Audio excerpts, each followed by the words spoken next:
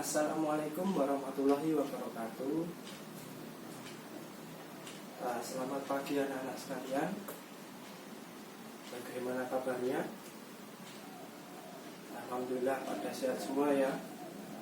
Baik, kita berjumpa lagi di mata pelajaran kimia kelas 12. Saya ucapkan selamat kepada rekan-rekan semuanya yang telah menempuh sampai di kelas 12 ini. Ya, kita tinggal sebentar lagi ya, nanti udah lanjut kuliah. Jadi saya mohon di kelas 12 ini kalian belajar sungguh-sungguh. Jangan sampai kalian kendor belajarnya, karena persaingan di kuliah nanti juga akan sulit ya. Nah, baik, sebelum kita mulai pelajaran pada pagi ini, marilah kita berdoa menurut agama dan kepercayaan masing-masing. Berdoa bersama. Ya, doa selesai. Ya, selanjutnya saya akan mengabsen dulu kehadiran dari teman-teman semuanya ya. Oke, yang pertama Mbak Retna ada, Mbak Destri ada, Mbak Safari, oke, Mbak Cindy, oke, Mbak Cantika, oke, lanjut Mbak Safari masih ya? Oke, terus yang belum siapa? Mbak Cynthia ada ya? Oke, berarti masuk semua. Nah, baik, untuk hari ini ya, kita akan melanjutkan materi yang di kelas 12 ini. Sebenarnya materi di kelas 12 ini kita lebih mengulang materi-materi yang sudah kita dapatkan di kelas 10 dan kelas 11. Nah, kita nanti ke penerapannya. Nah, di materi ini nanti kita akan membahas tentang sifat koligatif larutan. Nah, di sifat koligatif larutan ini, sebelum kalian mulai, saya ingin kalian mengingat-ingat kembali tentang stoikiometri, cara mencari molaritas, persen massa, gitu ya. Soalnya kenapa? Karena di pelajaran sifat koligatif larutan ini nanti kita akan banyak perhitungan ya. Bukan perhitungan mengenai yang pertama penurunan tekanan uap, yang kedua kenaikan titik didih, yang ketiga nanti penurunan titik beku, dan yang terakhir ada tekanan osmosis ya. Nah, baik, mungkin kita mulai dulu ya. Yang pertama tentang penurunan titik beku. Pernah nggak kalian itu membayangkan bagaimana proses dari pembuatan es krim atau es puter? Kan kalian udah nggak udah familiar sama es krim sama es puter. Nah, kira-kira cara pembuatannya gimana? Ada yang tahu? Nggak tahu? Kalau Mbak Cindy? Ditambahkan apa biasanya? Garam. Nah, ditambahkan garam. Nah, fungsinya garam di sini itu untuk apa? Untuk menurunkan titik beku dari larutan itu. Nah, untuk lebih jelasnya, mari kita lihat video tentang praktikum ya, uji tentang penurunan titik beku ini. Oke, silakan disimak videonya ini, nanti saya akan bertanya.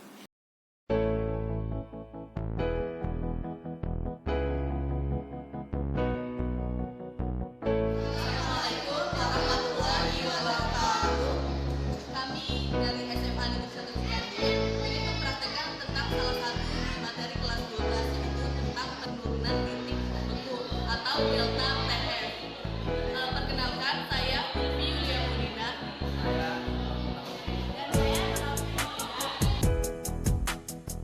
Kelas kimia berukuran 500 mili sebanyak 1 buah. Yang kedua itu gelas kimia berukuran 250 ml sebanyak 3 buah. Lalu ini ada 1 buah termometer, 1 buah spatula, dan 1 buah pengaduk. Alat dan bahan selanjutnya adalah 2 buah tabung reaksi, kemudian ada batu es, Kemudian ada susu, garam, dan gula. Pertama yang harus kita lalui adalah dengan mengetahui zat manakah yang memiliki titik beku paling rendah. Pertama, kita memiliki 3 gelas kimia yang akan kita masukkan batu es ke dalamnya sama rata.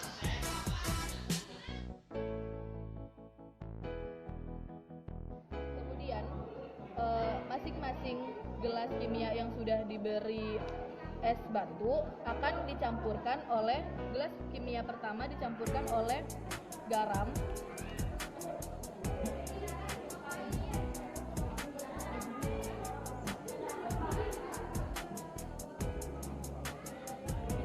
gelas kimia kedua akan dicampurkan oleh gula pasir,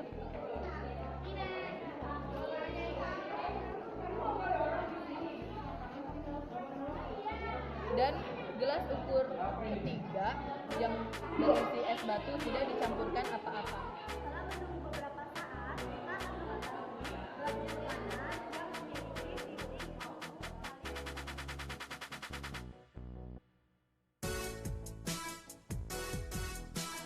Kemudian setelah kita tunggu beberapa saat, kita ingin mengukur titik beku pada gelas kimia yang dicampurkan dengan garam, yang dicampurkan dengan gula pasir, dan yang tidak dicampur apa-apa.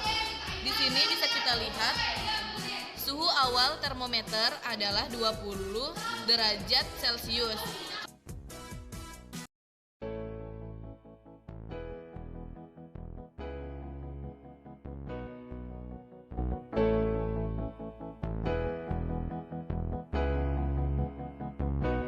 pada suhu awal 20 derajat Celcius. Kemudian masukkan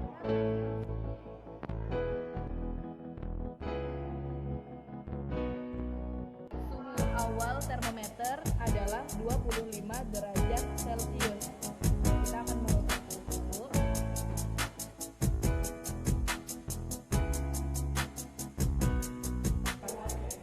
Penurunan suhu menjadi 5 derajat Celcius. Dari percobaan yang kita lakukan, kita memperoleh hasil bahwa larutan atau larutan yang bercampur dengan garam penurunan titik bekunya lebih rendah dibandingkan dengan larutan-larutan yang dicampur dengan gula batu dan tidak dicampur apa-apa.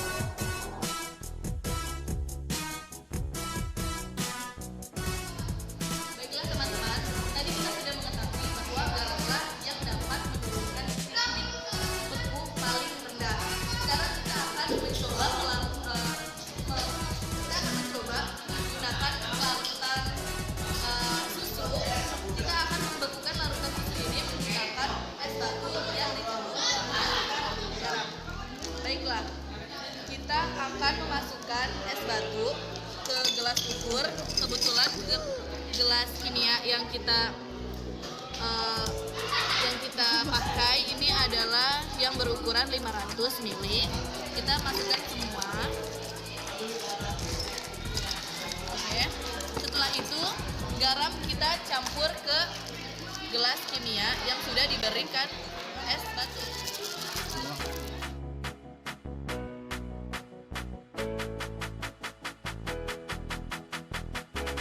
Kita aduk agar tercampur rata.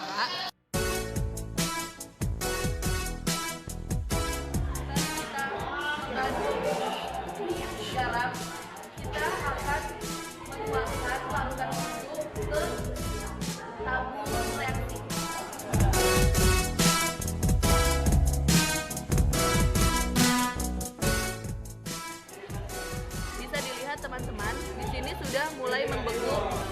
ada kristal-kristal es. Kemudian kita masukkan larutan ini ke dalam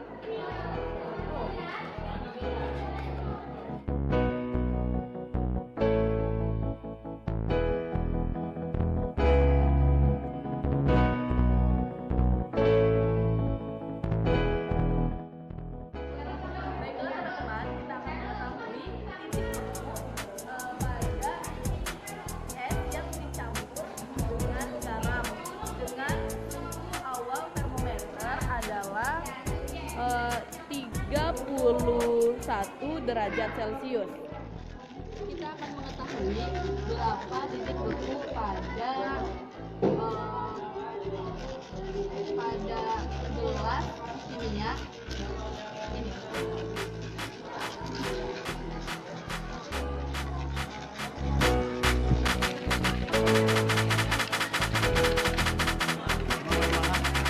Aku aja. Enggak, coba dulu kalau ada Suhunya adalah di bawah 0 derajat Celcius.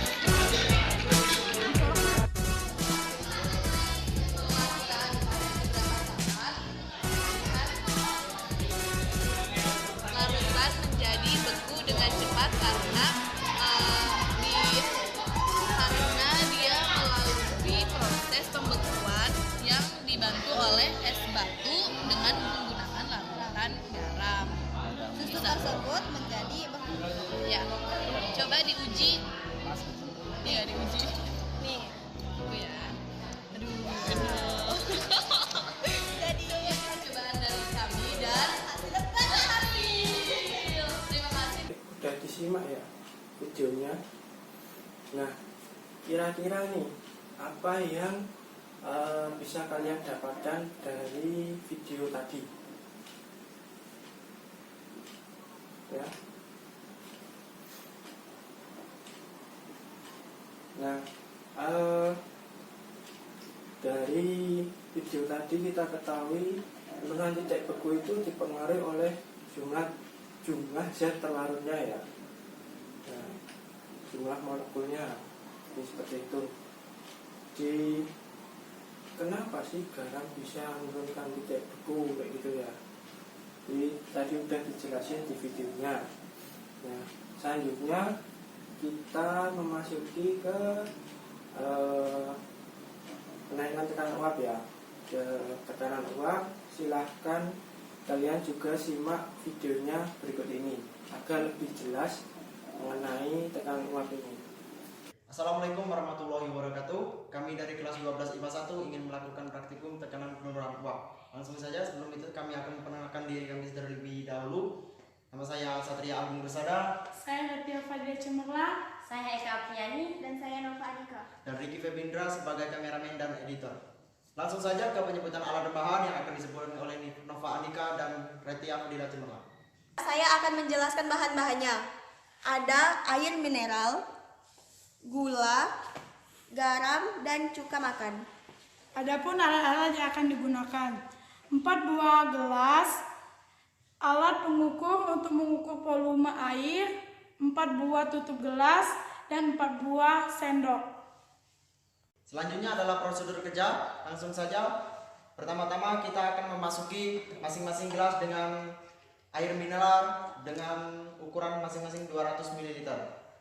Dikarenakan pengukuran ini menggunakan ukuran yang 50 mm, berarti kita harus menggunakan ukuran ini sebanyak 4 kali.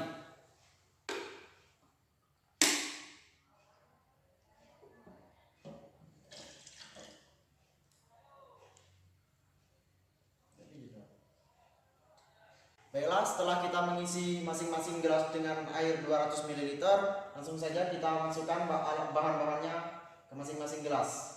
Yang pertama ini adalah air cuka.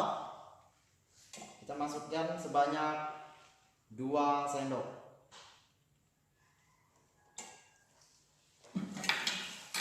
Selanjutnya ada air garam.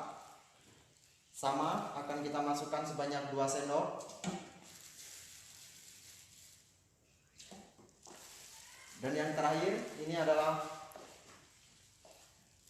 gula.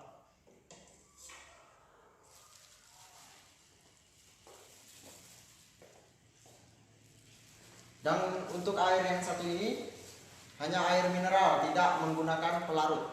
Selanjutnya kita lakukan pengadukan bahan dengan rata.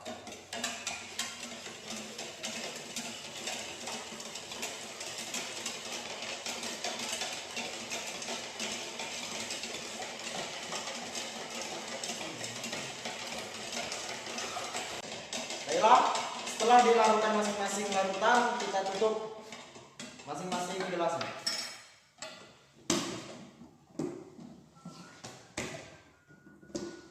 Setelah kita tutup, akan kita tunggu hingga esokan harinya apakah ada perbedaan pada tekanan penurunan uap pada setiap larutan tersebut. Just a young gun with a quick fuse. I was uptight, wanna let loose. Ya, baiklah. Ini adalah larutan yang sudah kita tunggu selama 1 hari. Bisa kita lihat di sini pada air mineral ini adalah uapnya yang paling banyak, dan pada air cuka cukup banyak, dan kita lihat pada air gula ini uapnya sedang, dan air garam hanya sedikit uapnya. Langsung saja kita buka masing-masing tutup pada gelasnya. Bisa kita lihat dari tutupnya. Di sini membuktikan dari tutupnya bahwa air mineral mempunyai banyak sekali uap. Dan ini air cuka cukup banyak. Dan selanjutnya adalah air gula sedang, dan pada air garam tidak memiliki uap ataupun sedikit. Baiklah, di sini kesimpulannya adalah tekanan peneluruan uap itu dipengaruhi oleh sebuah zat terlarut yang terdapat di dalamnya. Pada air mineral ini tidak terdapat zat terlarut, maka oleh karena itu pada air mineral bisa disimpulkan sebagai uap yang terbanyak. Terima kasih. Itulah hasil praktikum kami. Kami akhiri, wabillahi taufiq wal hidayah. Assalamualaikum warahmatullahi wabarakatuh.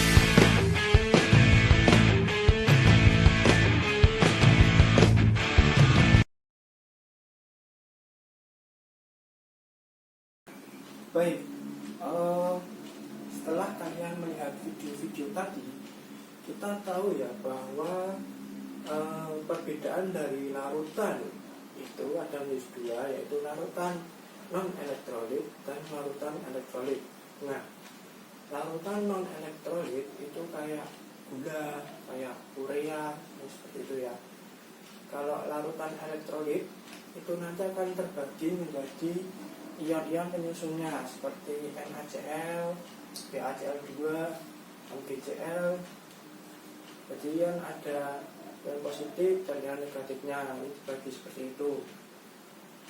Nah, biasanya yang larutan elektrolit itu juga dipengaruhi oleh faktor Van Hoff. Nanti kita pelajari di perhitungannya. Nah, faktor Van Hoff ini disimbolkan dengan huruf I, ya. Nanti bisa di searching lagi untuk materinya. Nah, ini saya ingin membagi ke dalam beberapa kelompok ya. Dan beberapa kelompok nanti kita diskusi dan kita latihan soal. Oke?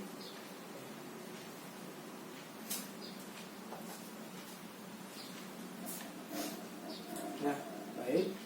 Yang pertama, kelompok 1. Nanti ada Mbak Cindy, Mbak Cantika, Mbak Destri, sama Mbak Cynthia. Oke. Terus yang kelompok 2 ada Mbak Retno, Mbak Safarin, lalu Mas Reza. Oke. Terus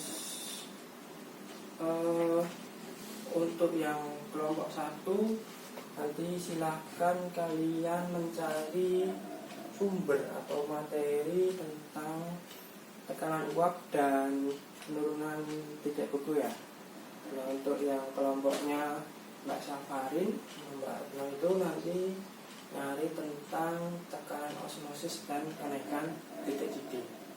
Nah, nanti kita saling diskusi, bertukar pendapat dulu ya. Oke. Silakan dimulai. Nah, oke ya. Setelah kalian diskusi, kira-kira kalian udah dapat apa dari yang kelompok sini tadi? Yang sini tadi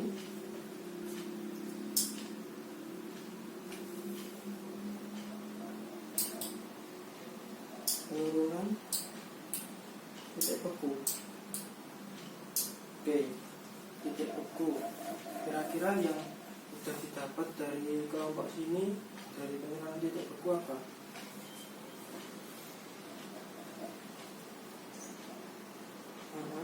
Titik di mana?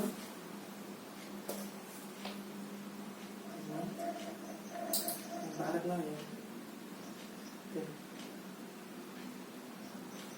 Jadi penurunan titik beku kata Mbak Retno tadi ditambahkan suatu zat yang tidak mudah menguap ya, agar bisa untuk menurunkan titik bekunya tadi ya. Contohnya apa Mbak Retno?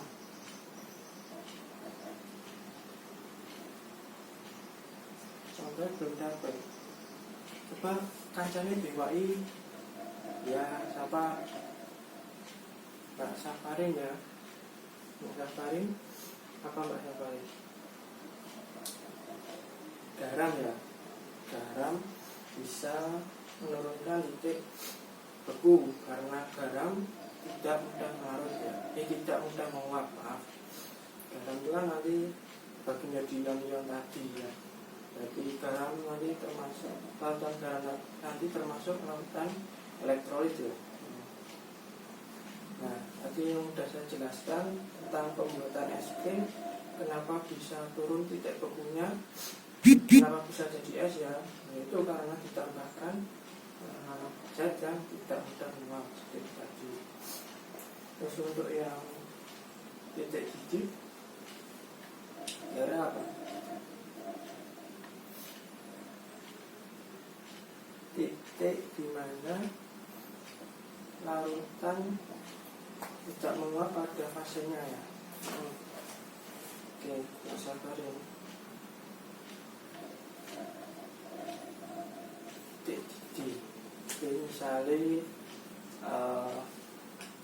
ada pelantik air ditambahi suatu zat terlarut gitu ya, nanti titik didih terlarut nanti enggak di fasenya titik didih dari zat terlarut itu tadi. Karena apa? Karena udah bercampur sama air pelarut tadi itu ya.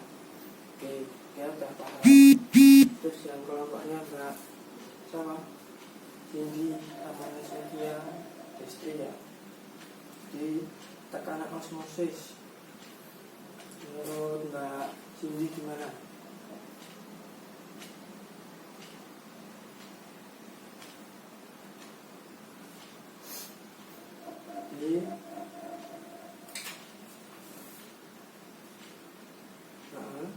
Tekanan yang dibutuhkan untuk mempertahankan tekanan osmotiknya ya. Oke, nah biasanya untuk yang tekanan osmotik ini digunakan apa Mbak Destri? Digunakan suatu membran, sip, mantap. Oke. Terus untuk yang tekanan uap,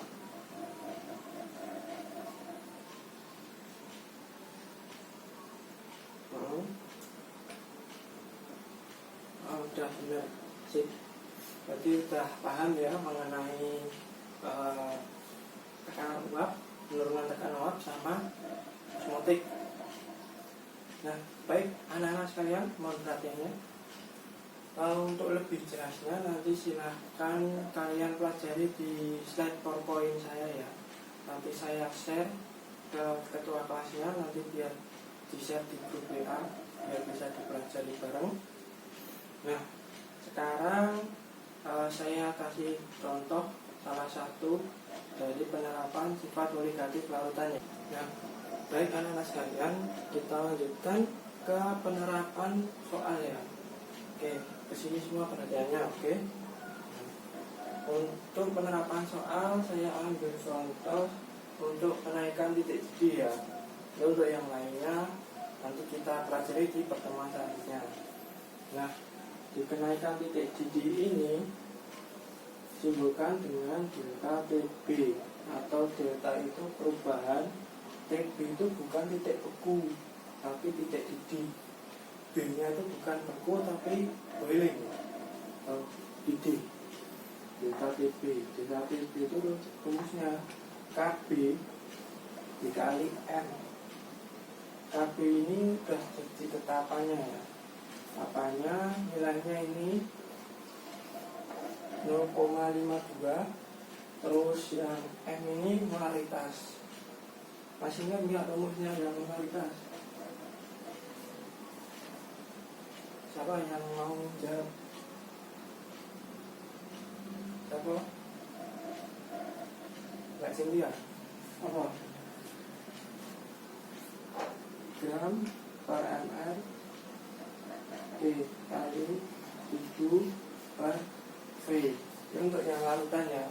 Jadi benar. Oke, 100 ya. Ini gram per ml.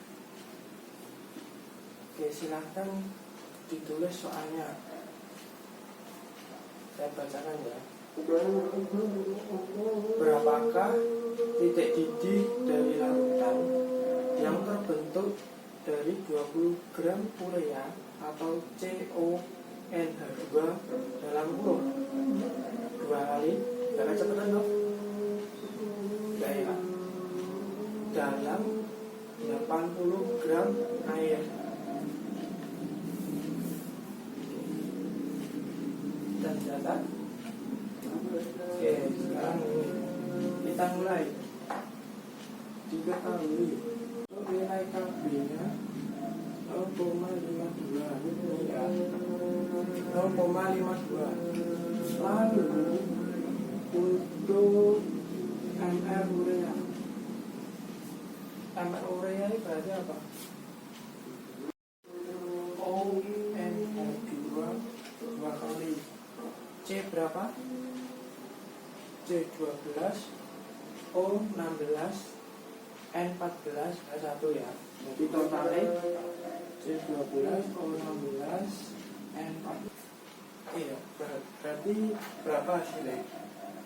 Hasilnya 60 ya, 60. Oke. Terus berarti 0,52 dikali 1/3 hasilnya 0,173 itu ya. Nah untuk yang penurunan titik beku, tekanan osmotik sama satunya lagi apa? Tekanan uap ya, nanti dipelajari minggu depan sama bubarin ya. Oke. Nah baik, karena waktunya sudah habis, nanti bisa dipelajari materinya bisa lewat PowerPoint saya atau video-video yang ada di YouTube. Nanti bisa saya share linknya. Oke, mari kita simpulkan seperti biasa sebelum kita akhiri. Tadi kita sudah belajar tentang penurunan tekanan uap, lalu kenaikan titik didih, penurunan titik beku, sama tekanan osmotik. Yang tadi tekanan osmotik tadi apa? Ayo Mbak Retno. Tekanan gimana untuk mempertahankan sifat osmotiknya ya. Oke. Terus nih titik didih Bapak Saparin, tekanan titik didih dari zat cair sama dengan tekanan eksternal yang mempengaruhi tentu tadi ya. Oke, nah terus yang tekanan uap.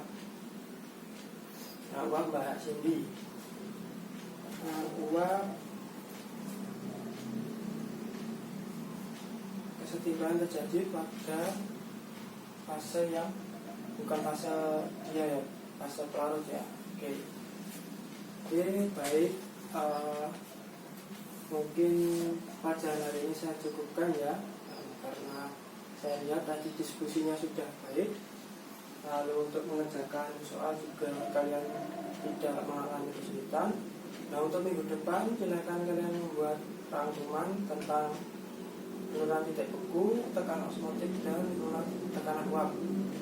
Sama silakan berlatih nyicil soal-soal. Minggu depan silakan ditanyakan ke saya jika ada kesulitan.